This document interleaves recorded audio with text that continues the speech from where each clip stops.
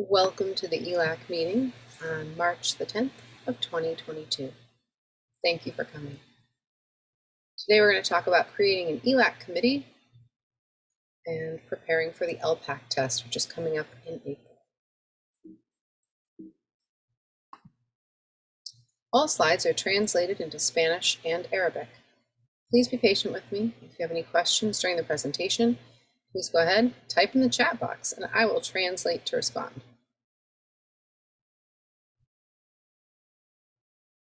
However, since this will be a recording that you can access online, feel free to email me and I will use Google Translate if necessary or work with another staff member to make sure that I can answer your question appropriately. All right, the agenda for tonight is preparing for LPAC testing. What is ELAC and the ELAC board elections? Preparing for LPAC testing. The first thing you can do to help your child prepare for ELAC or LPAC testing is to read. Read together as often as you can with your child. Have your child verbally summarize the story after reading. In the past, parents have asked if it's okay to have your child read in another language. Any language is fine, home language, English, whatever you're comfortable with. But the goal is that they're reading and comprehending and then responding to what they read. And so you want your kiddo to be able to give you the sequence of events in order and use transition words. So if you had read The Three Little Pigs, they might start out with, in the beginning, the three little pigs each built a home. The first little pig built a house out of straw. Then the second little pig built a house out of sticks. And the third little pig built a house out of bricks. And the big bad wolf went to each house. So you go through until the end, right? You tell the whole story, but I think you understand what I mean. We want them to share in sequence what they've read, and reading in any language is better than not reading at all. So please don't feel like you have to read in English if that's not something you can do at home independently. Any reading is better than no reading. Please read. Next, you want to work on responding to prompts. So prompts would be questions, and it can be a question from a text they've read, it can be a question that came in their homework, and it could also be questions you're asking them, whether it's about a book or a trip you've taken or something you see. The goal is for your child to respond to a question using a complete sentence and staying on topic. So if you ask your child a question about what would you like for dinner? You would want them to say, for dinner, I would like, and they say what they would like in a complete sentence instead of chicken nuggets. So having them answer in a complete sentence and staying on topic. That's a great way to practice for the LPAC. Again, when you're using any complete sentences, please make sure that they restate the question and then answer in a complete sentence.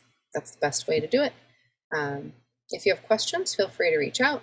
Those are the best things you can do at home that will help your child perform well, because the speaking and listening portions really do focus on them being able to express themselves verbally, where the reading and writing is academic, so it's reading and writing. But with speaking and listening, they need to be able to respond to prompts, especially in the speaking portion. It's really important that they're able to express themselves clearly in complete sentences, and sometimes even using academic language.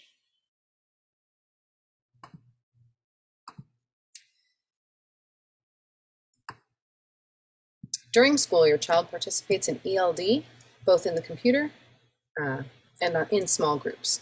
So we're using Lexia English as our program for software for ELD development. And then there's also small group instruction for ELD to work on the speaking and listening in person and having dialogues with peers.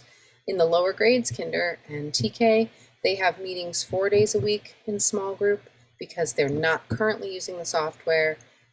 It's just better for them to be participating with their peers in dialogue, but the Lexia software does encourage and record students' interactions with avatars. And so for each different lesson, they would be presented information from an avatar and then they engage in dialogue and it's recorded.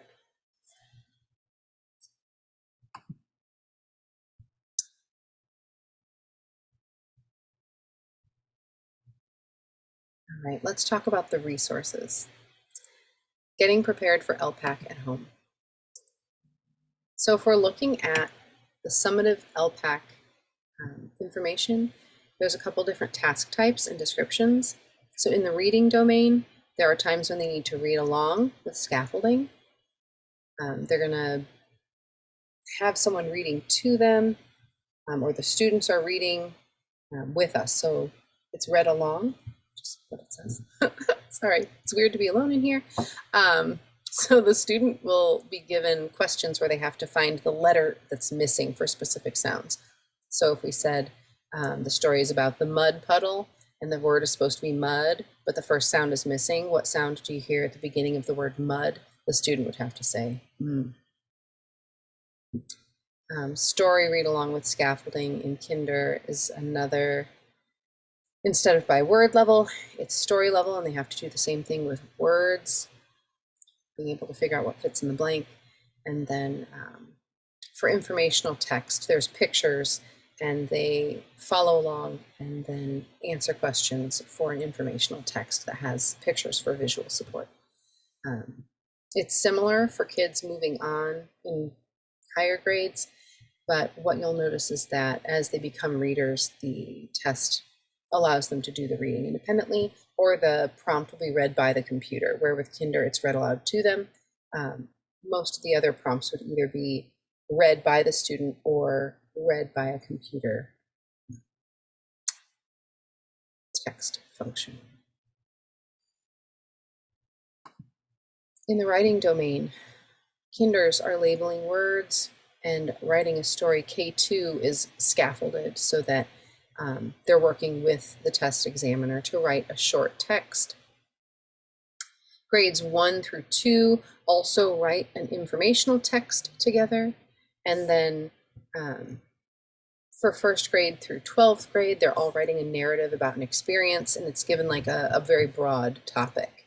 So it might be a memorable classroom activity like a field trip, something like that, and they write about it.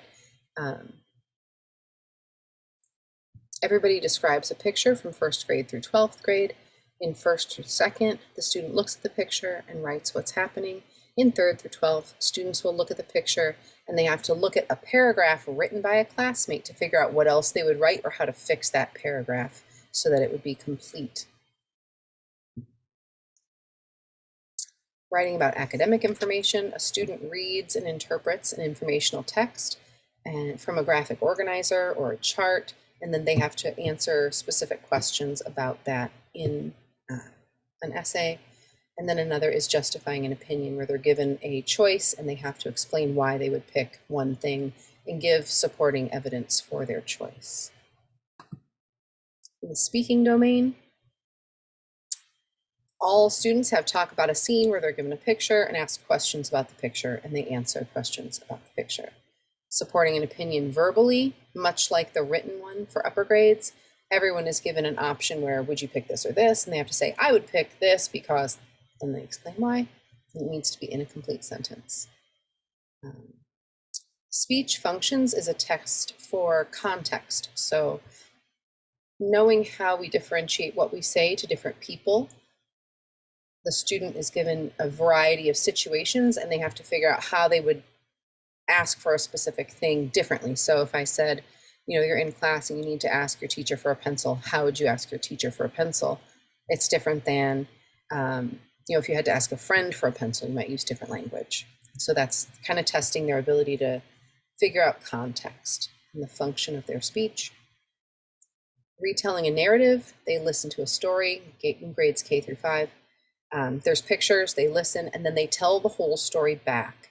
The more details they give, the better. So when you're practicing at home, it can be really good to ask clarifying questions or have your child go back and add details to stories when they're explaining something to you. In grades 6 through 12, when they present and discuss information, they're given generally a piece of text and a graph, or 2 graphs or charts, where they have to compare the information and then come up with a summary of that information and explain it based on what they've seen and provide support.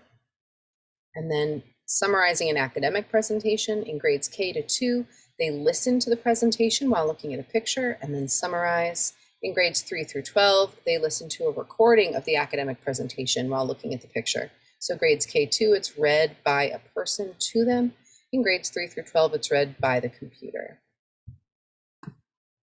Practice tests are accessible at this website if you're interested in practicing at home.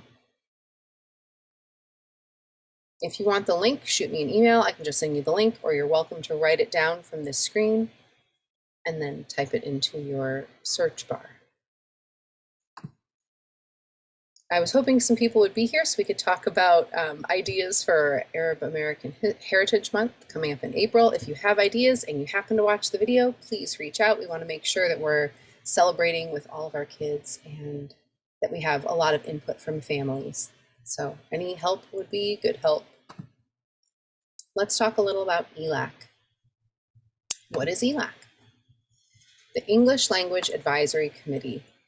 So throughout the year, ELAC may be responsible for the following tasks: advising the principal or staff in development of a site plan for emerging bilingual students, and depending on the attendance of students who are emerging bilingual, any funds that might be allocated would be discussed how those are spent, like this year, purchase of Lexia for instruction, which has been really great, actually.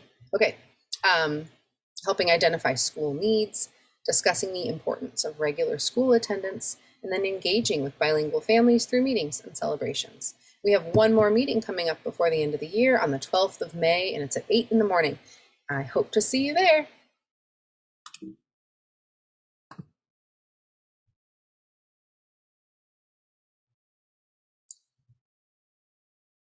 Because I don't speak Spanish fluently, we have everything written here for you to read at your leisure.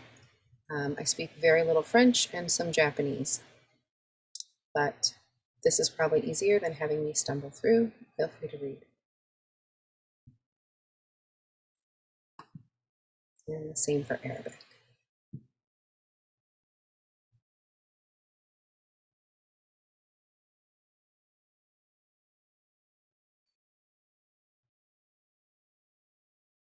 Feel free to pause and read as long as you need to.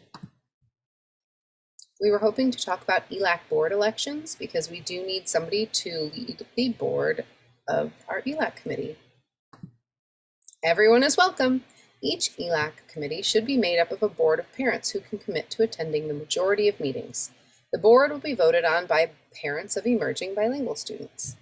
Please write your name in the chat if you'd like to be an official member of the ELAC board, or shoot me an email. Since there's not anyone here right now, maybe you'll be watching this later on the website and you would like to, feel free to sign up. Just shoot me an email at adumeyer@reachroyals.org.